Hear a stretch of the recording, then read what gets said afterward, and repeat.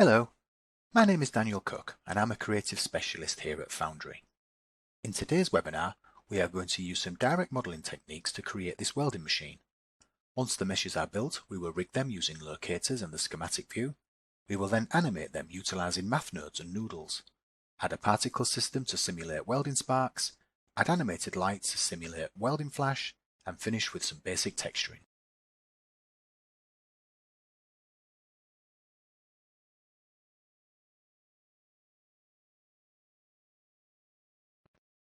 Okay, so the first thing I'm going to add is a cubic.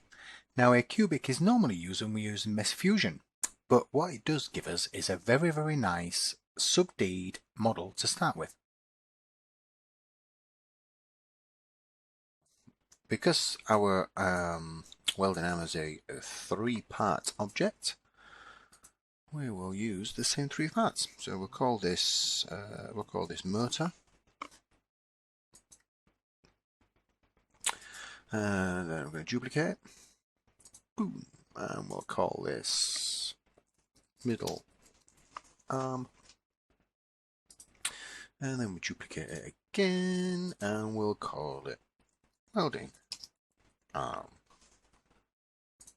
Cool. Then I'm just going to split them off.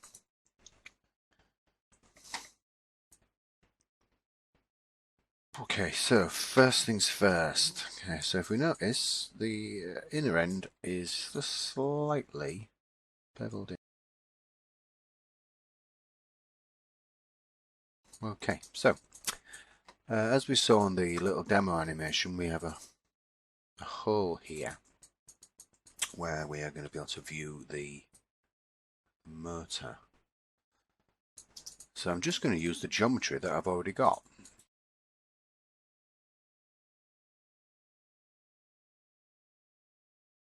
Bridge, and we'll put, have we got enough in there? Yes, that looks pretty good. Okay,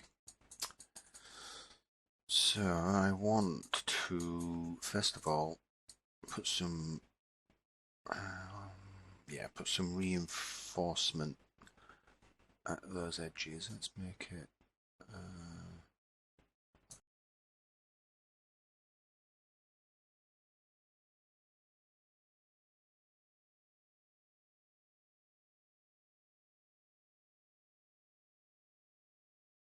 and then finally, because when I do that, it still looks a bit roundy-boundy, I'm going to put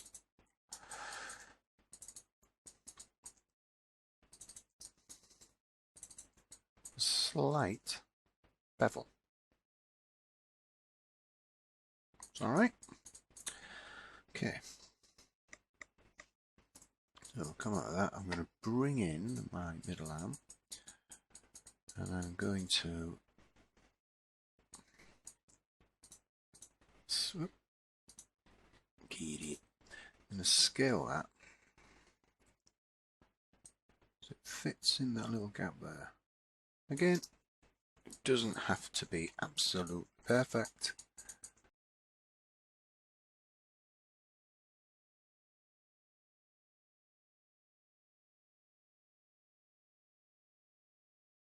Okay, so that's going to fit in there. So we'll get rid of that now, go back to that, and then we'll start dragging, pulling out polygons that we don't need.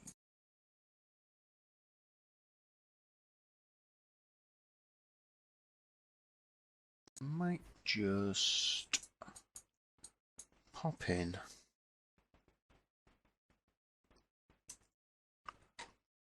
some edge reinforcements. Where are we? 90. Okay, so now we are going to create a couple of little holes just using the geometry.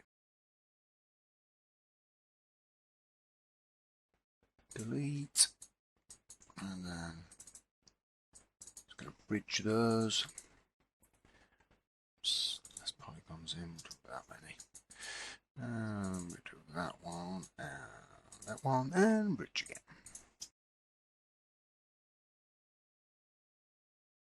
There we go.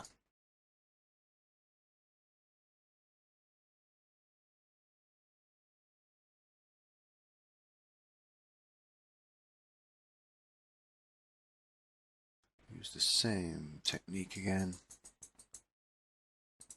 Do that, bevel it out.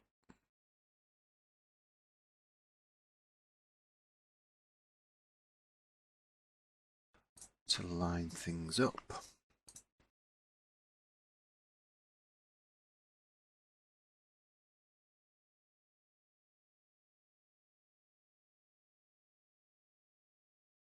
So we will move that like that. That should give us a bit of clearance. Cool. Okay, so let's put in our, might as well while we're here, put our bearing in. I'm going to put that as motor bearing.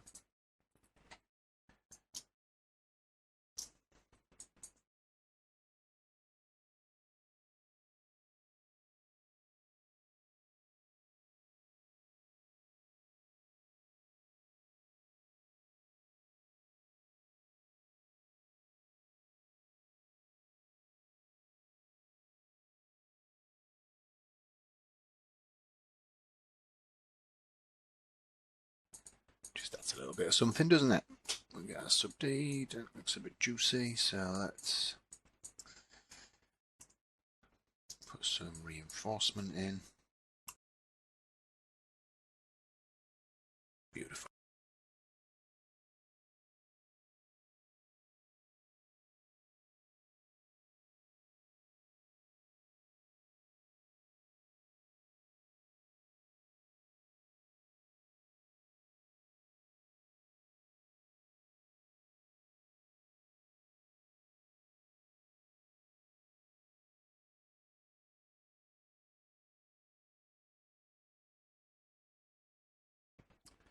Let's concentrate on the middle arm. So what we're going to do now is we're going to split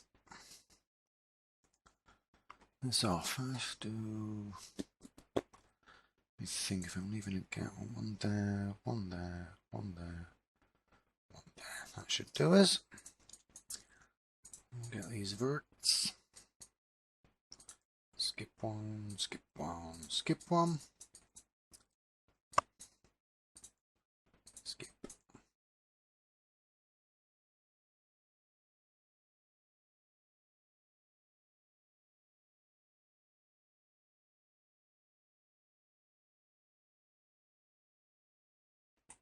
Just a little bit of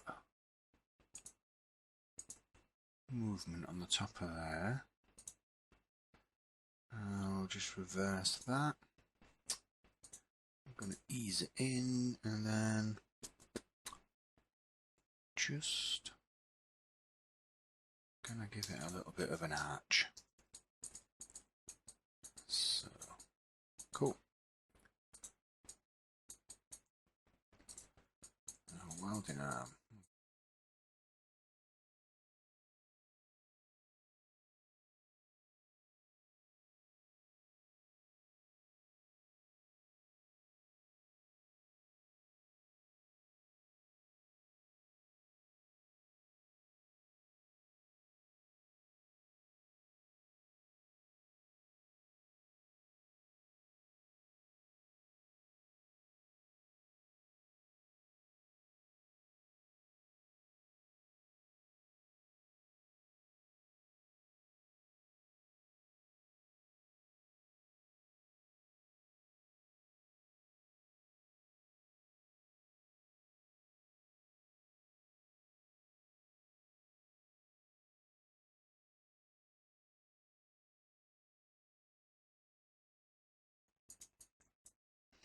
Okay, so I think we're done with the major part of the modelling now. There are some things that we will catch up with at the end, including these and duplicating them and whatnot. So now we're going to actually start putting in some locators, so then I can animate all the pieces. So I'm going to just go over to the Setup tab.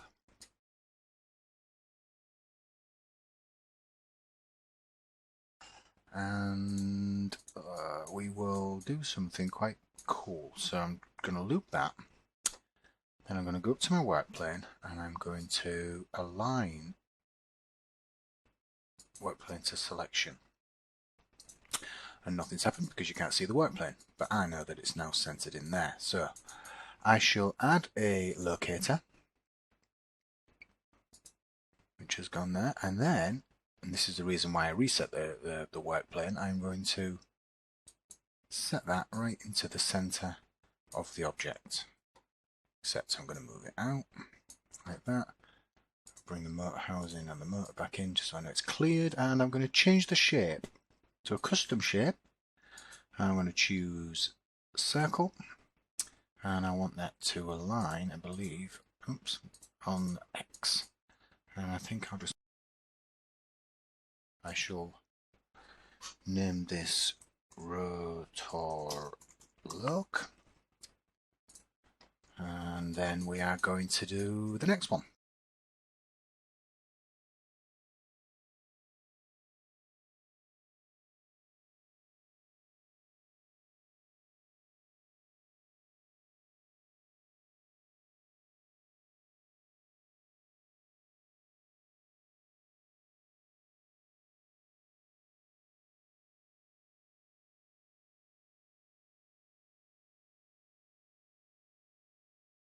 That's good. So now I'm going to start attaching things to my locators. So my inner, I'm going to drag it, wait for the menu to pop up, and then parent that in place. And again, I'm going to drag, parent in place, and drag, parent in place. Okay. So each one of those locators is now directly controlling the bearing and the motor. Now this whole section will never move, it's only this part that will spin, so I don't really need to bind all of these bits together. But what I do need to do is I need to bind this to the bearing. So parent that in place, that to be bonded to there, I want that to be bonded to there. So I'll make sure that that's bonded.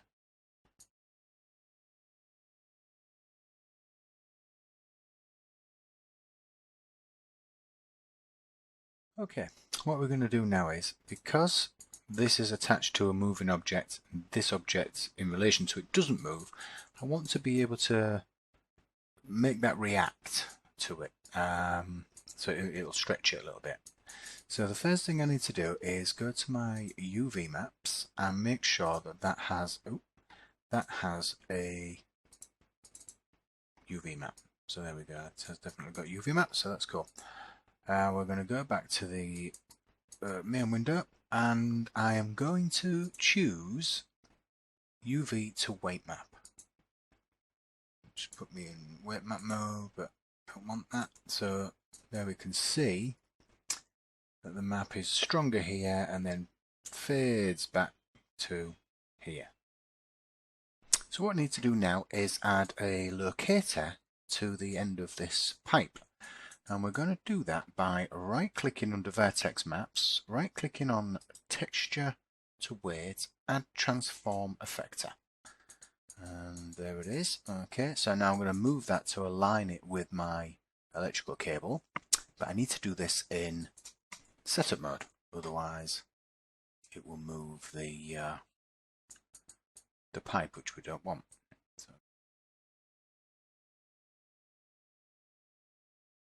So I drop the move tool, and then I'm going to link the effector to the object, and then come out of setup mode.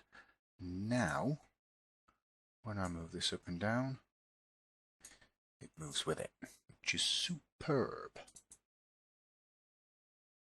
Now once we've got these in place, we have to do one more little step. So if you bring up your extra little window here, make sure that you're looking at mesh operations.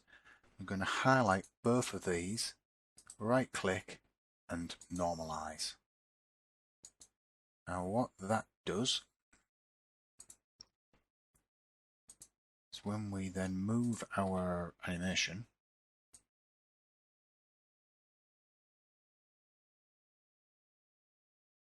Okay, so now that's set up. What we're going to do is we're going to simply duplicate.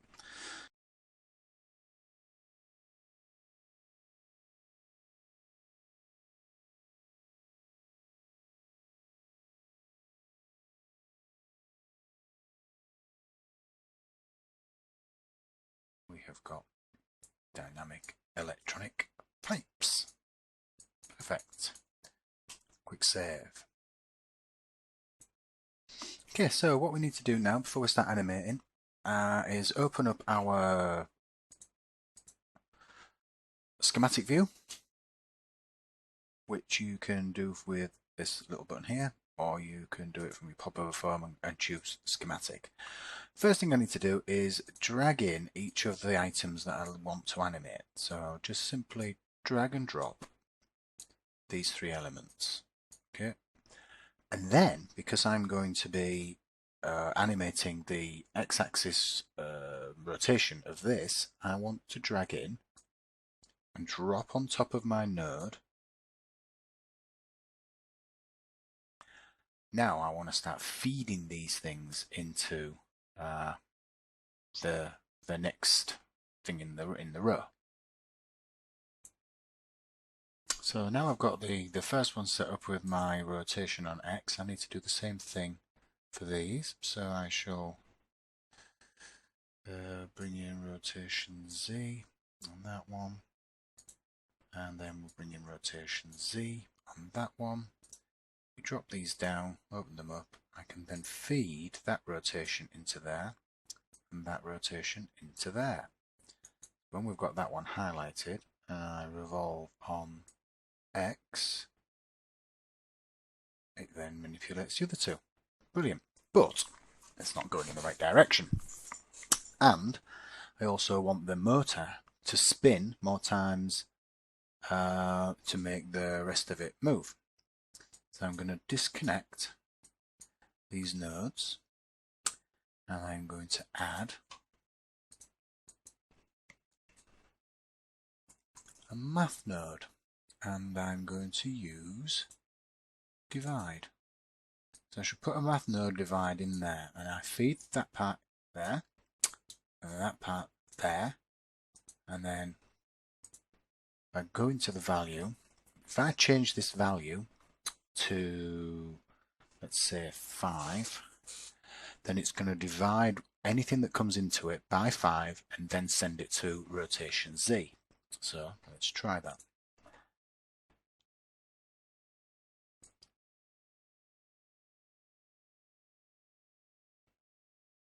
So it now spins more times in relation.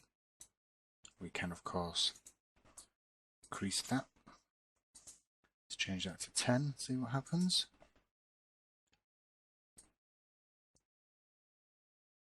So now if you can see, it's moving many times, which is more like what a motor will do. Okay, so now I want to take that rotation that's going into there and I want it to manipulate the arm. Now, the difference is, because I want that arm to remain perpendicular,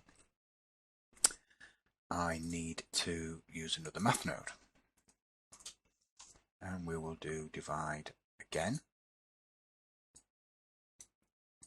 We'll plug that in. This time, I'm going to change this to -1. So in theory, when we manipulate that, it counteracts it and keeps it perpendicular, which is absolutely wonderful. So one of the things that we want to do is prevent our little model from going that way and also going all the way back and clipping through itself. So we can put in a little procedure, a little node that will prevent that. It's called a clamp.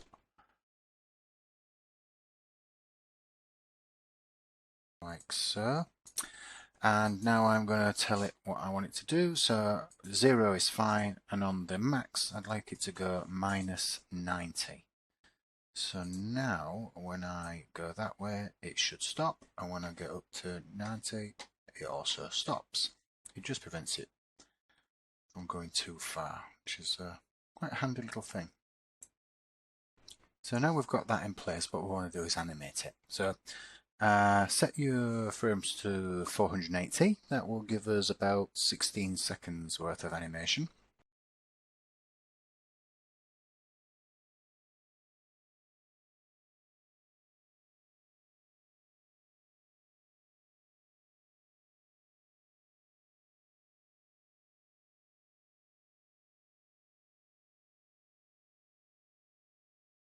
I want a little bit more control over this though, so let's bring in the graph editor. So there's my motion.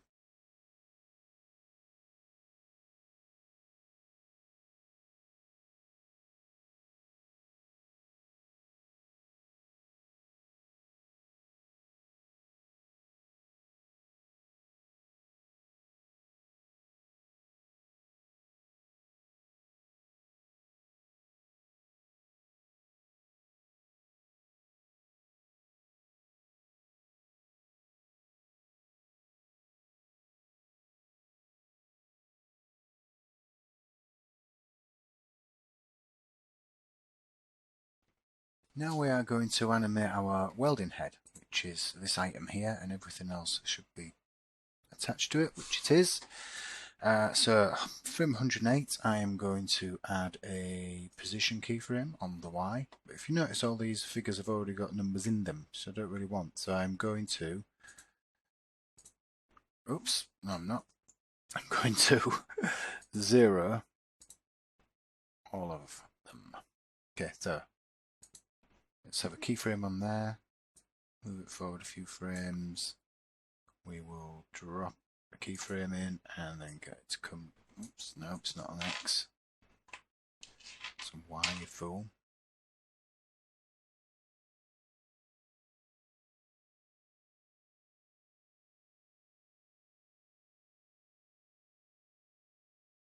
Play that and see what that looks like.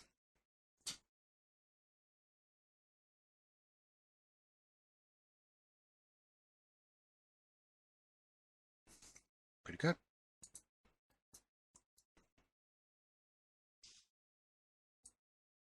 So now we've got that in place, we want to be able to simulate an actual welding action. So before we do that, we are going to need something for it to interact with. So I've got a blank mesh item here, and I'm just going to create something that sits underneath the welders, like so.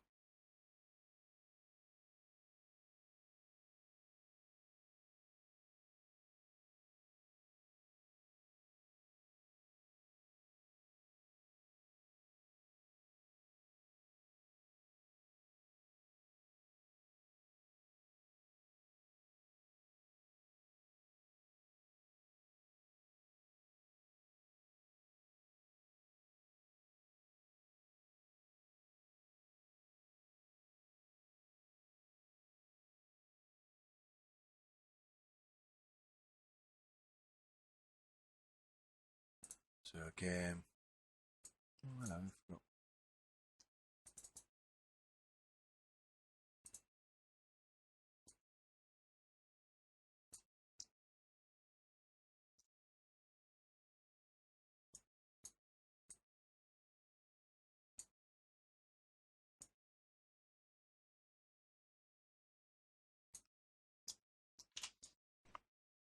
Okay, so I'm going to drag in my radial emitter,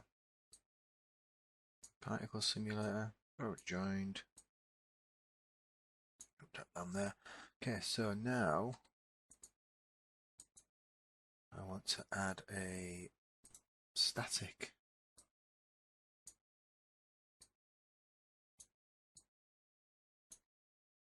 to my work. So I'll drag my work in.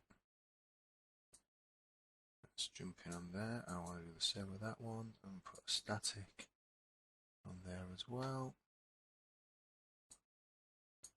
It should be joined in like so.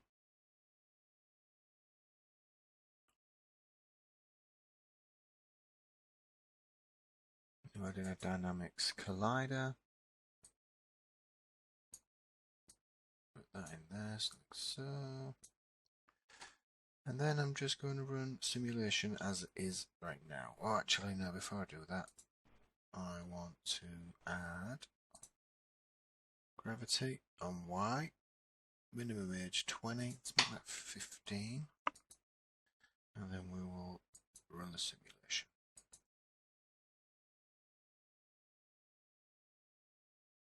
Okay, so now,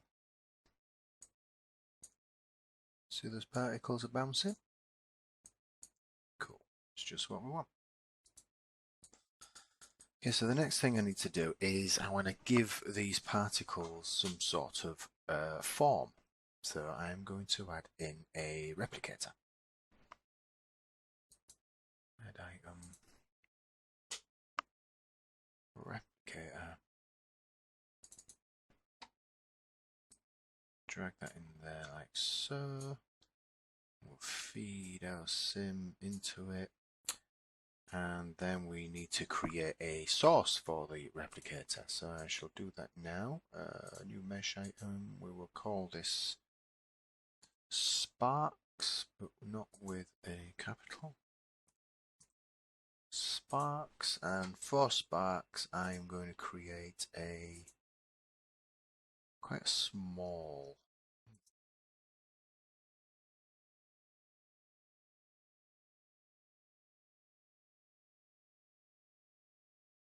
And I'm going to drag that in there. I'm going to connect that to prototype. So now I just want to animate the actual particle launch. So at that point there, I want that to be 50. And before it to be 0. And we'll go all the way back there. Make sure that's 0. Come up.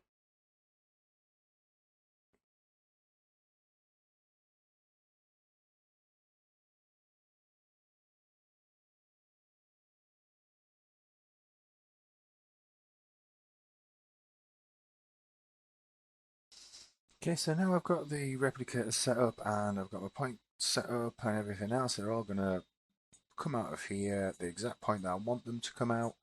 I now need to just add a little bit of randomness. And bear in mind my particle source is just too big at the moment. But I want to put in some randomness. So I'm just going to add in some random. Alright, so I'm now going to duplicate our dynamics.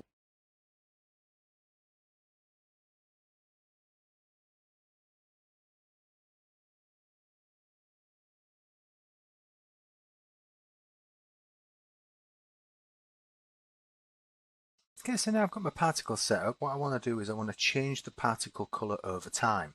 Welding sparks tend to start out quite white, bluey white, and then obviously fade as they cool down. It's a very, very quick process, but we'd like to try and emulate that. So let's drag in our material, which is there. I am going to add luminous color. Should have that there. And now I'm going to add a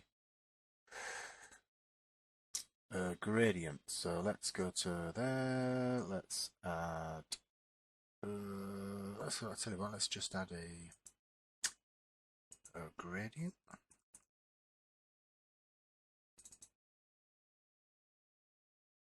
Which is there.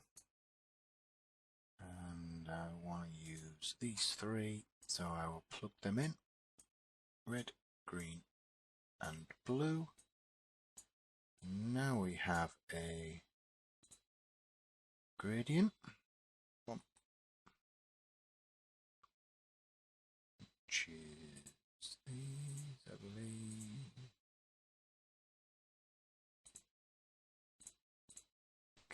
So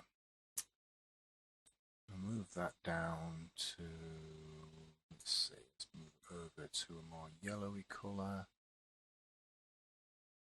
There. And then we'll move, actually let's move that a little bit more over there. Then we'll make another one.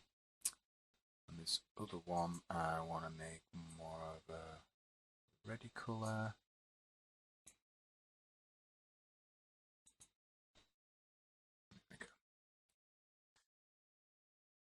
And then finally, what I want to do is I want to move my sparks material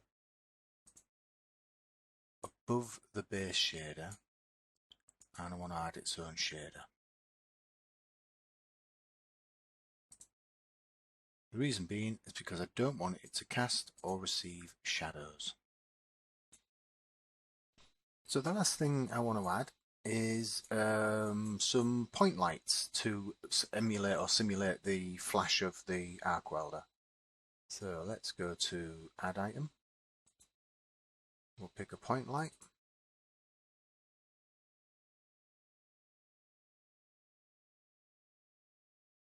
I'll preview's lighting up. What I want to do is change the color of it. I want to make it just ever so slightly into the blue. And I'm going to just drop down the intensity to 1. We'll see what that looks like. Okay, that looks okay.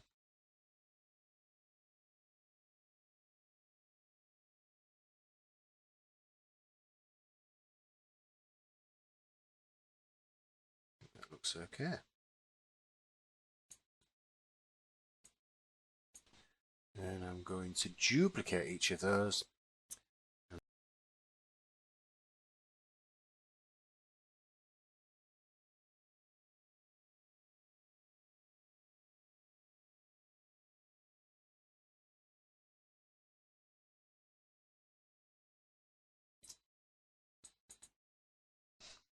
So I've got everything set up just about how I want it, and now we're going to get not particularly creative, but we are going to add in these all onto the same texture. And then we're going to add a occlusion map. I'm going to set that to multiply, and I'm going to set that to concave convex. And it just pops out any of the little details that we've got without having to go too deeply into texturing. Okay, so that'll do for those. All right, let's texture up some of these other things.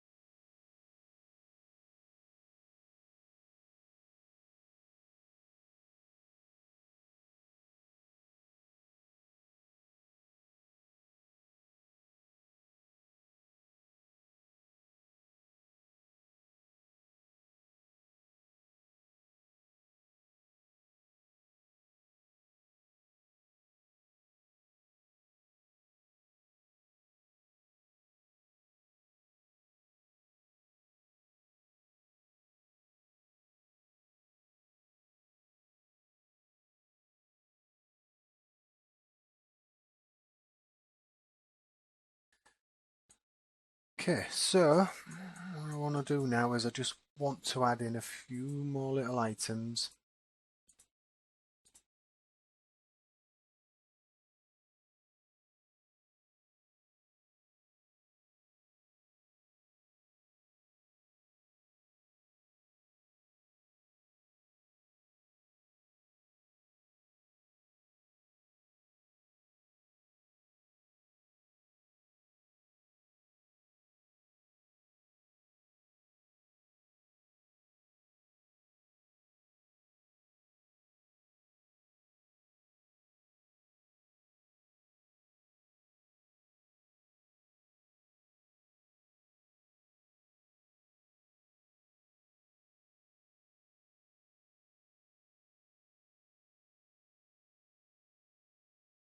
Once that is all set, I can go to render and then a render animation. And that concludes today's webinar. Thank you very much for watching.